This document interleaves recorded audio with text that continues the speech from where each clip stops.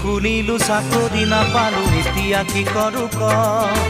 গাঁৱত পৰি আছে মাটি তিনি পুৰা খেতিতে ধৰুনি ক পঢ়িলো শুনিলো চাকৰি নাপালো এতিয়া কি কৰো ক গাঁৱত পৰি আছে মাটি তিনি পুৰা খেতিতে ধৰুনি ক নাঙলৰ মুঠিতে কিমান শকতি আজি বুজি পালো মই খেতিত ধৰিলেও কঠীয়া ৰুবলৈ ঘৰত মোৰ কোন আছে ক অ নব